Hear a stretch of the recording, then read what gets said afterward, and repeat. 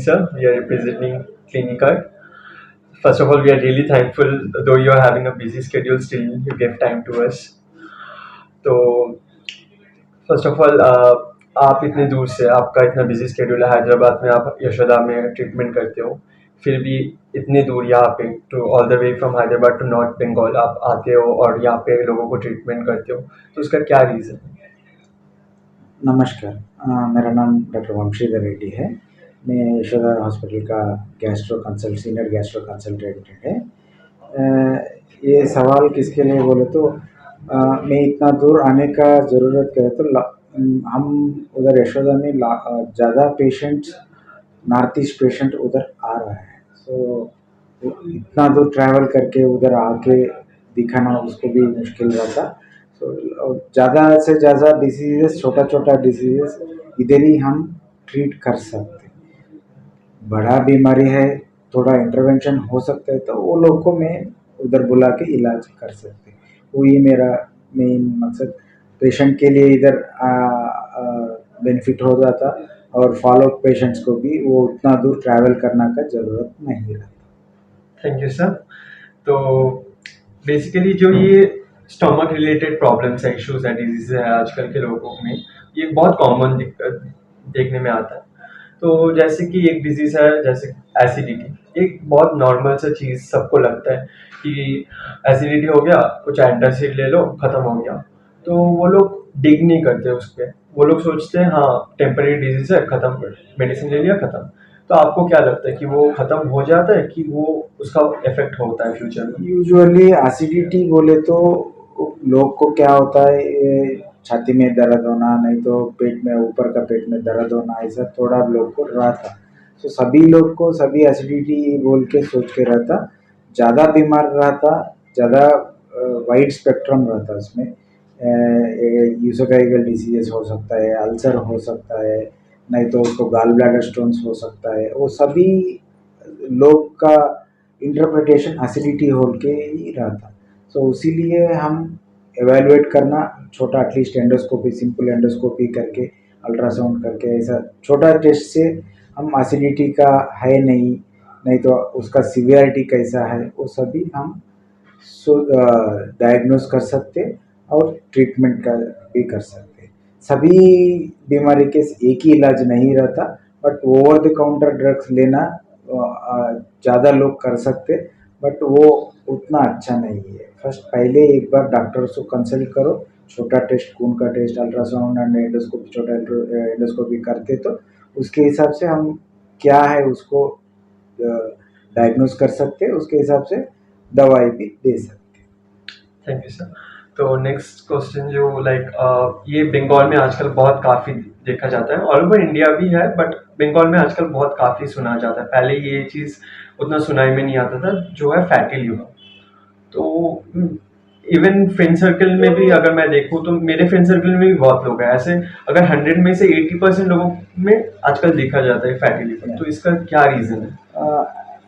Now अभी क्या है ये फैटी लिवर का पैंडेमिक चल रहा है। पैंडेमिक बोले तो lot of people are getting fatty liver मेन वो क्या है किसके लिए बोले तो हमारा लाइफस्टाइल चेंज हो गया। हम फिजिकल एक्टिविटी कम कर रहा है और वो डाइट भी रिफाइंड डाइट हो गया फैटी डाइट ज़्यादा हो गया। पहले इतना नहीं था सो सभी फिजिकल एक्टिविटी ज़्यादा करता था और उसी हिसाब से ये fat accumulation in the body में फैट अक्यूमुलेट ज़्यादा नहीं होता रहता था। आजकल ये sedentary lifestyle and other dietary factor से थोड़ा लीन नैश और नाना फैटी लिवर ज़्यादा हो रहा है। उसका क्या प्रॉब्लम होता है फैटी लिवर बोले तो उसको हम का पेट में कैसा फैट बढ़ जाता ऐसा ही लिवर में भी फैट बढ़ने का चांसेस रहता है। वो फैट क्या क्या होता है वो फैट ग्लोब्यूल्स कुछ वो लिवर का सेल्स को इरिटेट करके धीरे धीरे से लिवर को खराब करने का चांसेस रहता है। और दूसरा शुगर आने के लिए डायबिटीज़ आने के लिए और लिपिड प्रोफाइल डीरेंज होने के लिए कोलेस्ट्रॉल ज़्यादा होने के लिए ये सभी कारण हो जाता है। इसीलिए फैटी लिवर आते तो नेग्लेक्ट नहीं करने का एक फर्स्ट फिजिकल एक्टिविटी इंक्रीज करने का और एक बार डॉक्टर से फैटी लिवर रहते तो एटलीस्ट ईयरली एक बार कंसल्ट करके उसको इलाज कर सकते। ये फैटी लिवर में भी धीरे धीरे से वो लिवर गट होके सिरोटिक बोले तो गट लिवर खराब होने का चांसेस रहता, तो इसीलिए फैटी लिवर को नेग्लेक्ट नहीं करना। Thank you sir. तो नेक्स्ट जो प्रॉब्लम है, बहुत लोग इसके बारे में बोलना नहीं चाहते हैं, उनको शर्म आता है, या कुछ लोगों को है और उनको पता भी नहीं कि ये एक डिजीज है, जैसे कॉन्स्टिपेशन। तो क्या है, रीजन क्या है, कॉन्स्टिपेशन होता क्यों है, और अगर होता भी है तो कितने टाइम तक लास्ट करता है, उसका क्योर क्या है? यूजुअली कॉन्स्टिपेशन यंग एज में फाइबर कम खाने से हो रहा है। आजकल मैं बोल रहा ना, डाइट पूरा रिफाइंड हो गया, so there is a less fibre diet like pizzas burgers doesn't have much, वो ज़्यादा फाइबर नहीं रहता, और हमारा ट्रेडिशनल कुछ भी नहीं हम नहीं ले रहे हैं, इसीलिए वो सभी फाइबर का कम होने के लिए मोर देन 70 to 80% लोग यंग यंग जनरेशन में फाइबर कम करने का, कम खाने से और फिजिकल एक्टिविटी नहीं होने से ये कॉन्स्टिपेशन हो रहा है। और दूसरा थोड़ा एज एज आदमी के लिए, और डायबिटीज़ थायराइड ऐसा लोगों के लिए अतरी का मूवमेंट कम हो जाता है, उन लोगों को हम दवाई से थोड़ा हेल्प कर सकते एंड उसको कॉन्स्टिपेशन रिलीव कर सकते हैं। कॉन्स्टिपेशन यंग जनरेशन में मेनली वो फाइबर डाइट कम खाने से वो कॉन्स्टिपेशन हो रहा है। तो कॉन्स्टिपेशन एक क्यूरेबल डिजीज है? ये क्यूरेबल डिसीज है, और वो मैं बोल रहा है ना, डिसीज दो दो तरीका रहता है, एक स्लो ट्रांसिट कॉन्स्टिपेशन रहता है, वो normal transit. Slow transit constipation बोले तो उसका अतरी का मूवमेंट ही कम रहता, वो लोग को हम दवाई से हेल्प कर सकते। नॉर्मल कॉन्स्टिपेशन को ज़्यादा से ज़्यादा फाइबर देते तो वो आदमी कॉन्स्टिपेशन से रिलीव हो सकता है। तो thank you sir. And the next question is gall bladder stone, जो कि आजकल हर लाइक मोस्टली विमेंस में देखा जाता है कि उनके पेट में स्टोन है, या ऐसा कुछ जेंडर वाइसिटी नहीं है, सब में देखा जाता है, और बहुत प्रॉब्लम्स क्रिएट करता है, जैसे कि पेन इन एब्डोमेन रीजन और बहुत कुछ ऐसा। तो उसका क्या होता है, क्यों फॉर्म होता है ये गॉल ब्लैडर स्टोन?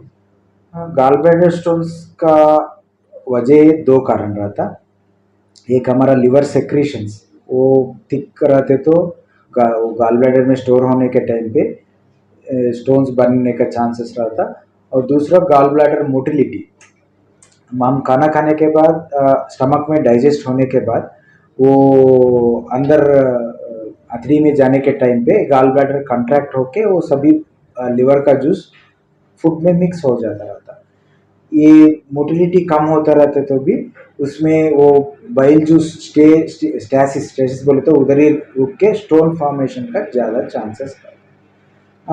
तो तुम बोले जैसा फीमेल में ज़्यादा है, usually fat fertile female will have, वो फैट बोले तो दुबला, और वो फर्टिलिटी बोले तो 20 to 40 ईयर्स का बीच में फीमेल को हार्मोन का इफेक्ट और उसके हिसाब से स्टोन फॉर्मेशन 60% रहता है। 60% लोग को इसका इलाज करना ज़रूरत नहीं है, किसको पेन हो दर्द हो रहा है, नहीं तो जॉन्डिस हो रहा है, उसके उसके साथ वो स्टोन आके अटका के पैंक्रेटाइटिस हो रहा है, उन लोगों को हम गॉल ब्लैडर रिमूव कर सकते हैं। और दूसरा गॉल ब्लैडर का कुछ फैमिली हिस्ट्री में कैंसर्स होते हैं, उन लोगों को भी हम गॉल ब्लैडर निकालने में एडवाइस कर देते हैं। सो यूजुअली वो 60% में 10% वाला 10% में रिक्वायर गॉल ब्लैडर रिमूव, सभी को ज़रूरत नहीं है। Thank you sir. तो नेक्स्ट जो मैं एक डिजीज बोलने वाला हूँ, वो एक्चुअली बहुत रेयर, नॉट रेयर बट बहुत लोगों को पता नहीं कि ये डिजीज आ चुका है, अभी ये भी चल रहा है, जो कि है सिरोसिस ऑफ लिवर। तो ये चीज़ जहाँ तक मुझे पता है, ये मोस्टली अल्कोहल अब्यूज की वजह से होता है, ओवरटेकिंग ऑफ अल्कोहल और ऐसा कुछ। तो ये कितना रिस्की है, और ये इसको कैसे हम मुझे ये भी सुनने में आया कि ये डिजीज कभी भी क्योर नहीं कर सकते, उसका इफेक्ट सिर्फ रिड्यूस कर सकते हैं। तो आप क्या बताना चाहेंगे उसके बारे में? सिरोसिस बोले तो वो लिवर का डिसीज में लास्ट स्टेज है, स्टेज 4। मोर देन 70% का लिवर खराब होते तो ही तुमको सिरोटिक वो गट हो जाता, और बम्पी जैसा हो जाता। ये यूजुअली कारण मेल में फीमेल में डिफरेंस रहता। यूजुअली मेल में अल्कोहल का इफेक्ट ही ज़्यादा रहता। Female most commonly hepatitis hepatitis B hepatitis C वो सभी डिटेक्ट नहीं होता। Usually hepatitis B usually self limiting ही रहता। आने के वालों को भी पता भी नहीं चलता हेपेटाइटिस आ गया बोल के। वो कब मालूम पड़ता, लिवर खराब होने के बाद, पेट में सूजन आने के बाद, पैर में सूजन आने के बाद, डॉक्टर के पास आने के टाइम पे हमको मालूम पड़ जाता। इसीलिए वो हेपेटाइटिस स्क्रीनिंग और अल्कोहल रहते तो अल्कोहल अवॉइड करना वो सभी करना ही है। और एक बार पूरा लिवर खराब होने के बाद उसको वापस लाना नामुमकिन है ना। क्या होता है सिरोटिक स्टेज में, फर्स्ट पहले फैटी लिवर जैसा होता, होने के बाद फाइब्रोसिस बोले तो लिवर में सेल्स सभी फाइब्रोस बोले तो गट हो जाता और पूरा लिवर छोटा हो जाता। छोटा होने के बाद ही उसका इफेक्ट्स हमको मालूम पड़ जाता है। किसके वजह से बोले तो लिवर का काम वो 6 गुना ज़्यादा कर सकते, बट वो 20-30 बचने के लिवर बचने के बाद ही तो हमको मालूम पड़ जाता लिवर खराब हो गया। सो इसीलिए वो उसका साइड इफेक्ट्स अभी खून का उल्टी, नहीं तो पैर का सूजन आना, बीच बीच में कोमा में जाना, वो सभी मालूम हो जाता। वो स्टेज में वापस आना तो ज़रूरत उसको नहीं नहीं हो सकता है। खाली वो प्रोग्रेशन थोड़ा स्लो करके हम देख सकते हैं। इसीलिए लिवर के लिए पहले ही लिवर केयर करना, वो फैटी लिवर और फाइब्रोसिस स्टेज में हम डिटेक्ट कर सकते तो वो थोड़ा वापस कर सकते हैं। Thank you sir. तो और एक चीज़ है जो बहुत लोगों को ये दिक्कत देता है, पैंक्रियाटिक इश्यूज, जो डिजीज है उसका पैंक्रियाटिक रिलेटेड, उसके बारे में आप क्या बताना चाहेंगे? पैंक्रेटाइटिस भी मैं बहुत केसेस देख रहा है ये रीजन में। यूजुअली पैंक्रेटाइटिस काजेस का ज़्यादा मेल में अल्कोहल का पहले आता, फीमेल में गाल स्टोन, थोड़ा थोड़ा लोग को गाल ब्लैडर स्टोन्स रहता ना, वो गाल ब्लैडर स्टोन्स अटकाने के टाइम पे पैंक्रेटिक को रिकरेंट बीच बीच में पैंक्रेटाइटिस आके खाने सिटी हो जाता। वो प्रॉब्लम क्या होता, पैंक्रियास मेनली हमारा शुगर्स कंट्रोल करता रहता और हमारा protein digestion and all digestion में उसका सेक्रेशन ज़रूरत है। इसीलिए पैंक्रेटाइटिस आने वाले को दर्द से और ये शुगर आना, ब्रिटिल डायबिटीज बोले तो शुगर बहुत कंट्रोल में नहीं रहता। और दूसरा डाइजेशन कम हो जाता, वो ऑयली डाइट हजम नहीं हो सकती, वो डाइजेशन के एंजाइम्स भी कम होता है इसीलिए। तो इसीलिए पैंक्रेटाइटिस आने के बाद एक अवॉइडेबल फैक्टर्स रहते तो अवॉइड कर सकते। और दूसरा एक 20-30% का पैंक्रेटाइटिस का काज नहीं पता चलता। थोड़ी लोग को जेनेटिक भी हो सकता है but very rare. But pancreatitis most common alcohol से होता। एक बार पैंक्रेटाइटिस अल्कोहल से हो जाते तो दोबारा बार होने का चांसेस रहता। और ऐसा ज़्यादा एपिसोड होते तो पैंक्रियास भी छोटा होकर क्रॉनिक पैंक्रेटाइटिस हो सकता है।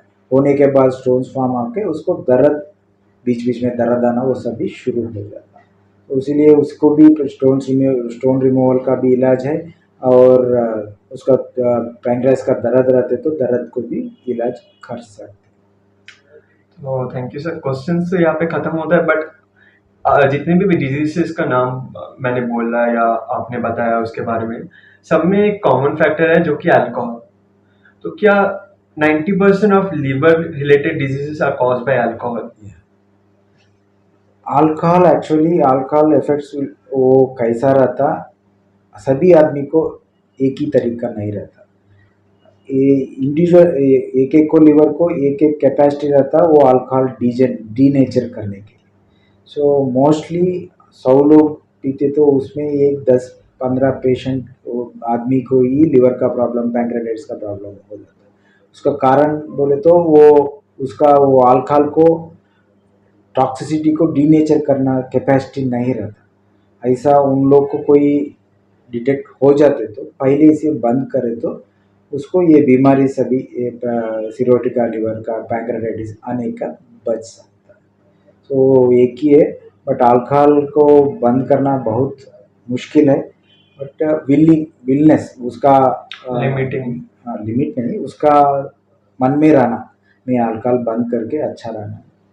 तो ज़्यादा लोग क्या होता है, रिपीटेड अब्यूज़ करता रहता, एक 2-3 महीना अच्छा रहता, फिर अब्यूज़ करके उसको ख़राब करता रहता। तो एक अवॉइड कर सकते तो ज़्यादा लोग को लिवर डिसीज़ और पैंक्रियाटिक डिसीज़ से कम कर सकते।